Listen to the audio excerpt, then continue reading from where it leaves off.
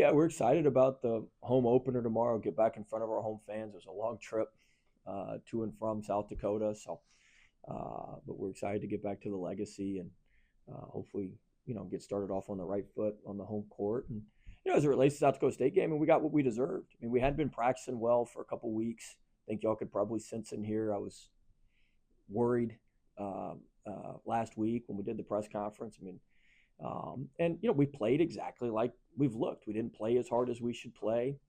We don't handle attention to detail very well. And look, you can play extremely hard and be pretty sloppy with the details and be really good. You can not play all that hard and be really, really good with the details and still be pretty good.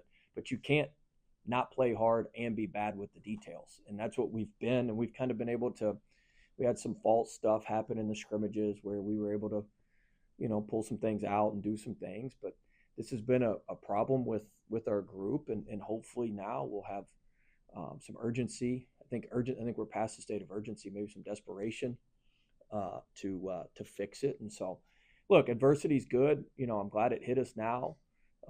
And if we don't get any better, this non-conference portion of our schedule is going to be brutal. And so we've got a lot of work to do, and hopefully we'll take the right lessons from this and learn those and be able to move forward. So I'm excited about moving forward. I'm excited about what we can do, but we've got a lot of work to do. That wouldn't have changed if we'd have won, but I don't think we'd have been able to hit home with everything quite as much. Obviously, it's just one game, but what didn't you like most about it? We didn't play hard enough. Didn't play hard enough. I mean, we got just annihilated on the glass, 43-29. Um, we didn't dive on some loose balls that we should have. Our transition offense was awful. Um, we turned the ball over. Seven of our 11 turnovers were in transition. Just really, really poor. Our finishing at the rim was we shot.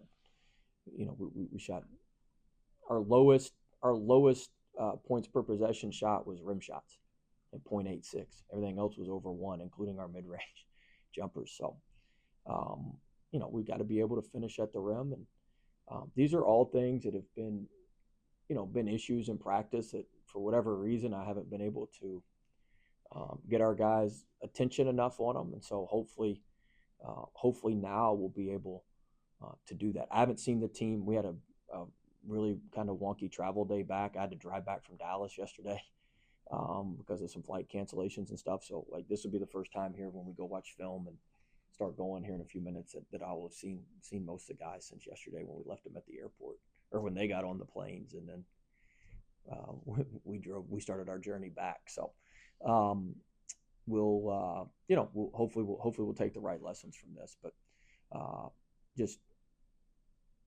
how hard we play is not where it needs to be on every possession, offensively and defensively, and our level of detail with what we're supposed to do is nowhere close to where it needs to be for us to be a successful team.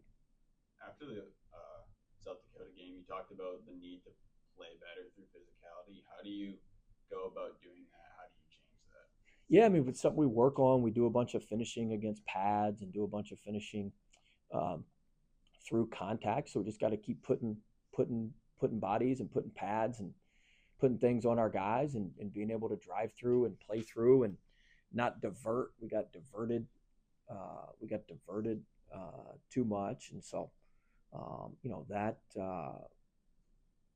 makes it hard to score at the rim when you're not going in straight lines, and when they bump you off your spots, we've got to be tougher. I felt terrible. I'm sitting there crying to the officials. The officials did a good job because we're too weak to drive through the contact. I mean, that's a helpless position to be in as a coach where you're begging for help because you're not tough enough to drive it through contact.